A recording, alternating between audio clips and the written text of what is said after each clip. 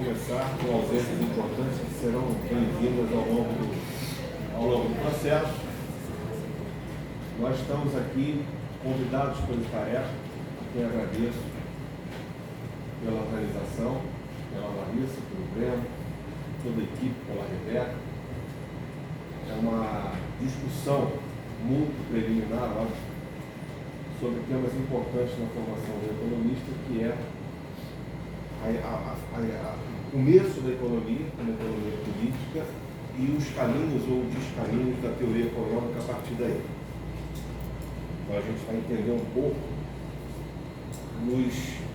no emaranhado de situações complicadas passamos hoje em dia do ponto de vista da economia ser capaz de dar conta da explicação do fenômeno da economia e das relações sociais que são envolvidas na economia.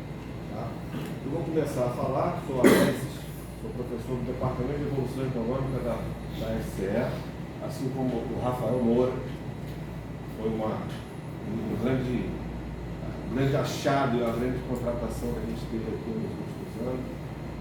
O Rafael ele tem uma formação também na parte social, na parte do IESP, ele tem uma trajetória muito associada às questões das políticas sociais também, né?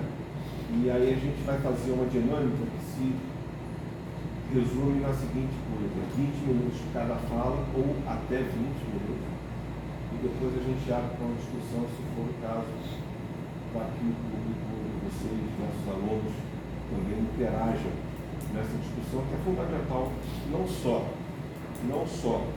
para a formação de vocês como estudantes de economia, mas também como seres humanos e cidadãos, né?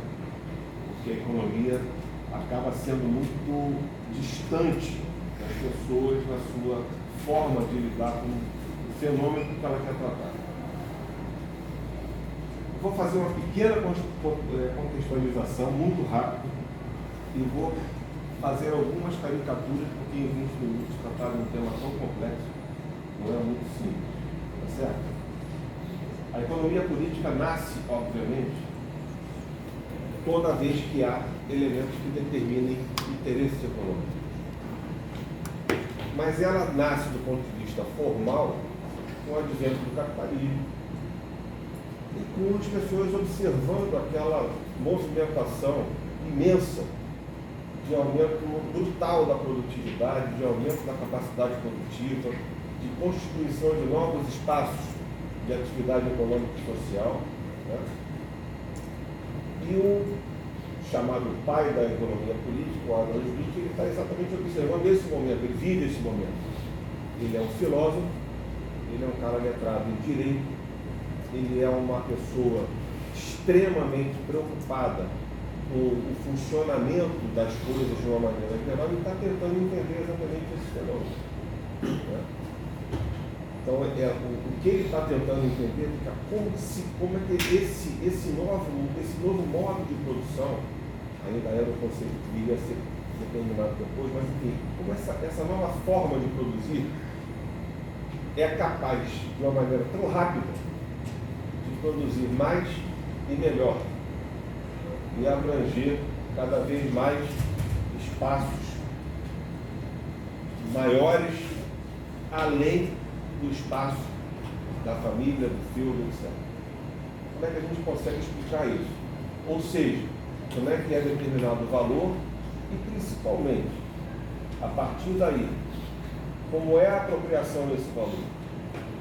Como é a distribuição desse valor? Então, o valor de distribuição é um objeto da economia política. Tá certo? Essa é a grande questão. Essa é a grande questão. Então, ele está tentando explicar como que várias pessoas, vários agentes, várias entidades, várias instituições alocadas para produzir, para fabricar produtos, conseguem ter esse imenso aumento de produtividade. E a partir daí, como é que isso se distribui? Tá? Então, a economia política se preocupa basicamente com classes sociais. Esse é um ponto-chave para a gente entender a questão da economia política. A gente tem interesses distintos, não necessariamente conjuntos, mas que se unem em alguma maneira para produzir efeitos do ponto de vista produtivo, né? E tem um efeito absolutamente importante do ponto de vista da produtividade. Esse deslumbre com o capitalismo, do ponto de vista da sua capacidade de aumentar substancialmente a produção a partir dos mesmos recursos, digamos assim, é um objeto importante da economia, ou fundamental da economia política. Ela trabalha com classes sociais. Esse é o contexto. Tá certo? Então, o Adam Smith vai trabalhar com a ideia de que há um comando do processo produtivo pelo capital.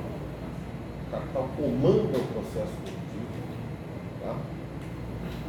E determina que o trabalho em determinados locais, que são não necessariamente dos capitalistas, seja realizado. E a partir daí ele define basicamente 3 níveis ou classes sociais que vão ser o seu objeto de trabalho.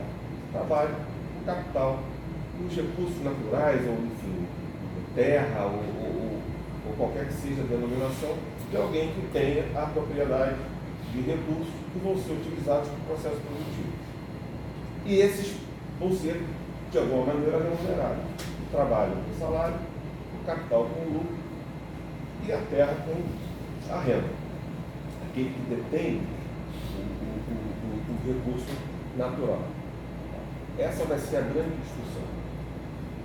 E ele faz toda uma montagem, digamos assim, avaliação histórica, mas não necessariamente com o tempo histórico, uma avaliação de processo, mas não necessariamente com o tempo histórico, para entender como que essas coisas se unem para formar um modo de produção, um processo produtivo que seja tão importante, tão capaz de gerar valor, e como esse valor é distribuído. Tá?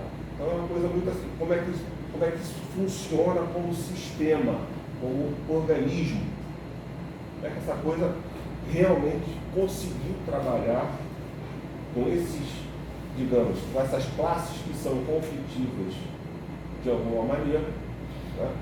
Um é comandado, o outro trabalha e o outro tem direito à parte da distribuição por ser proprietário, por ser dono, por ser, enfim, capaz de participar, mesmo que inativamente, desse processo produtivo. Tá?